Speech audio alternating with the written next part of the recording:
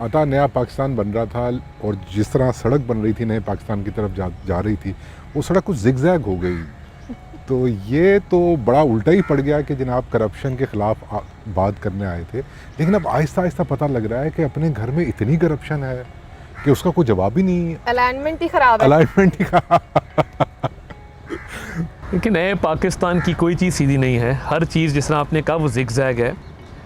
और ये जो सेल्फ राइचियसनेस होती है, जो नेकी का तकब्बुर होता है कि जी हम बड़े पाक साफ़ हैं, बाकी सब चोर हैं, तो ये कभी कभी ये उल्टा पड़ जाता होता है। और जब आपके पास देने के लिए कुछ ना हो, आपने 2.5-3 साल के अंदर ना आपने महंगाई कम की, ना आवाम की सहूलत, आवाम की फलाह के लिए कोई मंसूबे लेके आए, ना आपने कोई अच्छे काम किए, ना कोई एक ईंट आपने लगाई, तो आपके पास एक ही नारा बचता है, वो खोखले एहतसाब का नारा कि मैं नहीं छोड़ूंगा, मैं नारों नहीं दूंगा। और ये फिक्शन में हम पढ़ते होते थे कि मैड किंग्स होते थे, वो पूरी अपनी ऑपोजिशन को ख़त्म कर देते होते थे एक अना और ज़िद के पीछे। आप कोई चीज़ उठा के देख लें, अशियाए खुर्दोनोश हैं। आप चीनी के स्कैंडल से शुरू करें, ये इमरान नियाज़ी साहब जो हैं, ये इतने बेवकूफ़ हैं और इनकी इतनी अहमकाना सोच है कि पाकिस्तान में एक साल ऐसा आया कि चीनी की किल्लत थी, पता था कि जो मिलें चीनी पैदा कर रही हैं, पैदावार जो है वो कम है, मांग ज़्यादा है। उस दौरान चीनी को एक्सपोर्ट करके बाहर भिजवाना समझ से बाहर है। और डाल दिया जिस पे भी डाला। मैं किसी जहांगीर तरीन को नहीं जानता, मैं किसी मिल ओनर को नहीं जानता, मैं उस हुकूमत को जानता हूँ जिसने ये अप्रूवल्स दे के ये चीनी एक्सपोर्ट करके यहाँ चीनी महंगी की, किल्लत पैदा हुई। और आपने देखा कि आम पाकिस्तानियों ने कतारों में 1.5 घंटा लग कर अपने अंगूठों पे अनमिट स्याही लगवा कर किलो चीनी खरीदी रमज़ान में, रमज़ान और के वहाँ तो महीने में। आरटीएस भी ना बैठा। आरटीएस भी ना बैठा। अच्छा, इसका मतलब ये है कि आपकी बात से तो ये बिल्कुल क्लियर लग रहा है कि ये जो अभी रिंग रोड वाला स्कैंडल सामने आया है, इसमें भी आप जुल्फी बुखारी की बजाय मुरद इल्ज़ाम इमरान खान को ही ठहराते हैं। देखिए, वो अंग्रेजी का एक मुहावरा है, a bad workman always blames his tools. वो हमेशा कहेगा मुझे टीम अच्छी नहीं मिली, मुझे माहौल अच्छा नहीं मिला, मुझे लोग अच्छे नहीं मिले, मुझे सिस्टम अच्छे नहीं मिले। तो भाई बुत तो नहीं हो ना। बात ये है कि आप हेल्म ऑफ द अफेयर्स पे बैठे हैं, पूरी अथॉरिटी या थोड़ी बहुत अथॉरिटी आपके पास है, एक सड़क बनती है, आप उसका ऐलान भी करते हैं, आप उसकी अप्रूवल भी देते हैं, आपके दफ्तर से लेटर भी जारी होता है, आप 20 अप्रैल 2021 को एक इफ्तिताह के दौरान उसकी बात भी करते हैं, और बाद में आप कहते हैं मुझे तो नहीं पता था, मुझे तो नहीं पता था, कोई कर गया होगा, कोई किसी ने कर दिया होगा। तो भाई आप किस मर्ज़ की दवा हैं? आप क्यों बैठे हैं वहाँ पे? आप घर चले जाएं। एक टेक्निकल बात समझना चाह रहा हूँ कि इज़ इट पॉसिबल कि एक प्राइम मिनिस्टर को एक गुमनाम चिट्ठी, गुमनाम डॉक्यूमेंट, नामालूम, वो उसको खोले, वो या उसका कोई दफ्तर उसको, ये इज़ इट पॉसिबल? ये कहानी तो मुझे फेक लगती है। वो जो गुमनाम चिट्ठी, उसका नाम शहजाद अकबर है। अंदर की कहानी बता देता हूँ आपको, मतलब वो ज़बान ज़्यादा आम है। जुल्फ़ी बुखारी और शहजाद अकबर की टसल है। तो पंजाबी का मुहावरा है, उसमें एक जानवर का नाम आता है, वो मैं नहीं कहूँगा कि वैर है, बट चलें महज़ब ज़बान में कह दें कि जी मतलब वो आपस में उनकी एक टसल है, लाकतबाजी है, उनकी आपस में मुखालफत है। तो उसके अंदर जुल्फ़ी बुखारी को कुर्बानी का बकरा बनाने के लिए, नीचा दिखाने के लिए, ये शहजाद अकबर साहब की कारस्तानी है, उन्होंने और आज़म खान साहब ने मिलकर की है। मगर बात फिर वही है, शहजाद अकबर ने किया हो या किसी ABC ने किया हो या किसी जुल्फ़ी बुखारी या किसी और के ख़िलाफ़ हो, बात तो ये है ना कि जो प्राइम मिनिस्टर सर पे बैठा है, उसकी नाक के नीचे इतना बड़ा डाका डल गया, इस गरीब आवाम का 2 अरब 30 करोड़ रुपया सरकारी ख़जाने से निकल के प्रॉपर्टी डीलरों और रियल एस्टेट एजेंटों की जेब में चला गया। और आप कह रहे हैं कि जी अप्रूवल नहीं थी, कमिश्नर ने कर दिया और तहसीलदार ने कर दिया। हम थक चुके हैं। अच्छा, अतः इसी को अगर इस बात को आगे बढ़ाया जाए तो जिस तरह से रिपोर्ट के मुताबिक कि 37 करोड़ में अराज़ी ख़रीदी गई अतराफ़ में, जो पहले वाला नक्शा था, और जब उस नक्शे में अमेंडमेंट आई, अलाइनमेंट को चेंज किया गया, तो वो 2 अरब से ऊपर चला गया। जब ये ज़मीनें एक्वायर की जा रही थी या जिस वक्त ये पेमेंट हो रही थी और ये 2 अरब रुपया किसी की जेब से नहीं, कौमी ख़जाने से जा रहा था, तो उस वक्त सब कहाँ सोए हुए थे? इसका अप्रूवल कहाँ से आ रहा था? देखिए, बात बड़ी सिंपल है। जब भी इस तरह की पेमेंट्स की डिस्बर्समेंट्स होती हैं, उसके बाकायदा सिस्टम्स मौजूद हैं और हर महकमे का एक वज़ीर है, हर महकमे का एक मुशीर है। और अब बुज़दार तो इरेलीवेंट हो गया, उसका नाम ही कोई नहीं लेता। सबको पता है कि ये तो बिल्कुल एक डमी बन के बैठा हुआ है। इस्लामाबाद इसको रिमोट कंट्रोल से पंजाब को चलाने की कोशिश कर रहा है। ये बड़ा अनहेल्दी ट्रेंड है। एक आप इतने बड़े सूबे को जब वफाक रिमोट कंट्रोल से चलाने की कोशिश करेगा और वज़ीर आला नाम की चीज़ मौजूद नहीं होगी तो यही होगा। अब सलमान शाह साहब हैं, वो मुशीर हैं बुज़दार साहब के, पंजाब की काबीना में बैठते हैं। वो पिंडी गए और रावलपिंडी में उन्होंने प्रोजेक्ट रिव्यू कमेटी की मीटिंग्स ली। उन्होंने अप्रूवल्स ग्रांट की, ना सिर्फ अलाइनमेंट की। जो पेमेंट्स भी हो रही थी वो सलमान शाह साहब के इल्म में है, मीटिंग ऑफ द मिनट्स मौजूद हैं।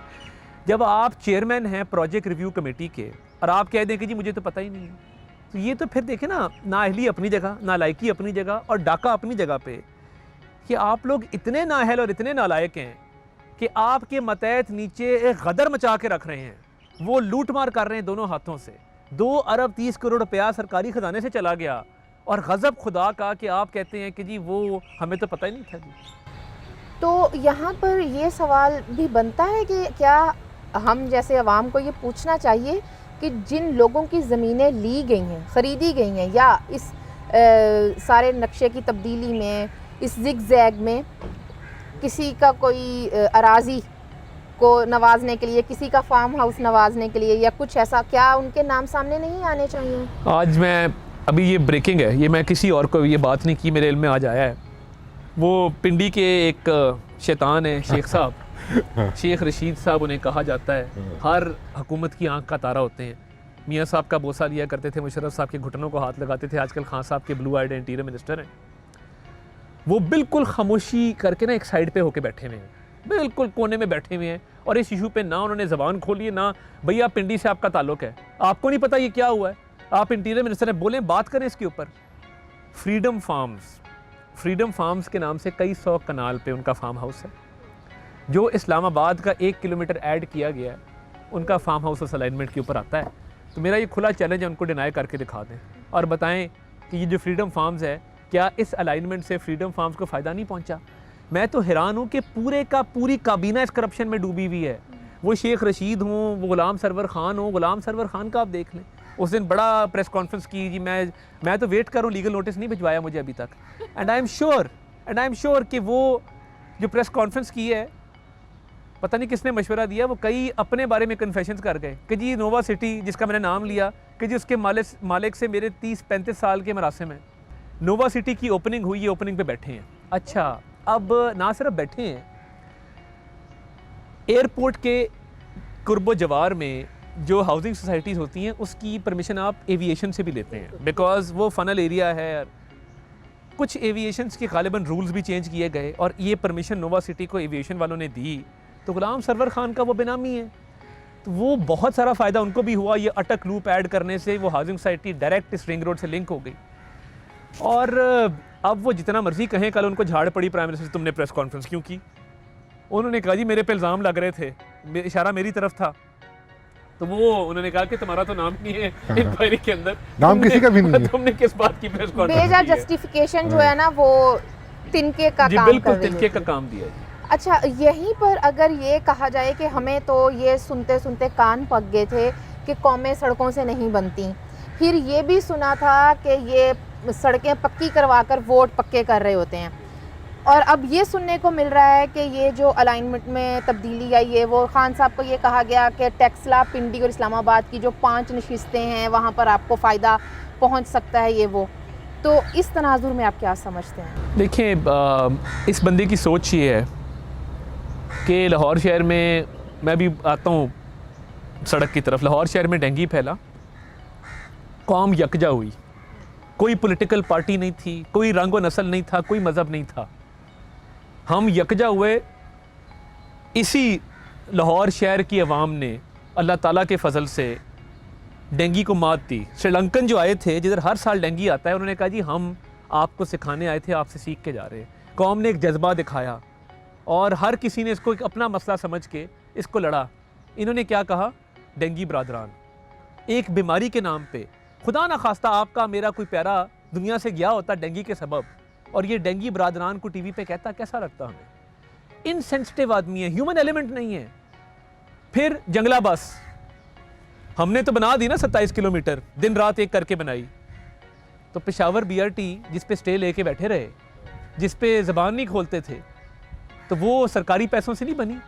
और उसका जो कई अरब रुपए का इजाफा हुआ, क्योंकि इनकी नाअहली थी, डिज़ाइन गलत था, कभी कॉरिडोर एक बस का बन जाए, कभी स्टेशन उलट साइड पे बन जाए, कभी बसों में आग लग जाए, ये एक सर्कस बन गया है। यानी मुझे लगता है, मैं तो जब देखता हूँ ना, मुझे ये नज़र नहीं आता कि ये चीज़ें हो रही हैं। मुझे लगता है कोई एक पहिया वाली साइकिल चला रहा है, कोई मुंह से आग निकाल रहा है, कोई ऊपर से छलांग लगा रहा है, कोई हाथी पे चढ़ा हुआ है। मुझे यकीन माने, जब मैं ये देखता हूँ मुझे ये नज़र आता है। तो ये इन्होंने एक इसको बनाना रिपब्लिक बना दिया है, तमाशा बना दिया है, दोनों हाथों से लूट रहे हैं। और सड़कों का तो आप ना पूछें, ये इतने अरब रुपए का ये मंसूबा, आप कहते थे जी सड़कें तो हम नहीं बनाना चाहते और इल्ज़ाम हमारे ऊपर था। इन्होंने जितना भी डेवलपमेंट का पैसा है, आप उसका रेशियो चेक कर लें, कहाँ गया है वो, किस चीज़ पर लगा है। हर डिपार्टमेंट में करप्शन है। आपकी ट्रांसपेरेंसी इंटरनेशनल कह रही है करप्शन है, आपका सीपीआई कह रहा है कि जी करप्शन इतनी माजी में कभी नहीं थी जितनी अब है। तो ये देखें, खान साहब अगर ये सारा इल्ज़ाम हमेशा कि जी दवाइयों का स्कैंडल मैंने नहीं किया, या आमिर कियानी ने किया है, LNG का स्कैंडल मैंने नहीं किया, नदीम बाबर ने किया है, चीनी का स्कैंडल मैंने नहीं किया, ये जहांगीर तरीन ने किया, आटे का स्कैंडल मैंने नहीं किया, वो समीउल्लाह चौधरी और उसके दोस्त शामिल थे, खुसरो बख्तियार शामिल था। भाई कोई चीज़ अब सिर्फ मेरा ख्याल है कोई रह गया है, अभी तक एजुकेशन का भी एक आधा सामने आ गया। मेरा ख्याल है कोई शोबा नहीं बचा कि जिसके अंदर करप्शन का स्कैंडल ना आया हो। तो मुझे ये समझ नहीं आती कि ये चोर चोर के नारे लगाने वाले कंटेनर पे चढ़ के ये किस मुँह से अवाम के पास जाएंगे।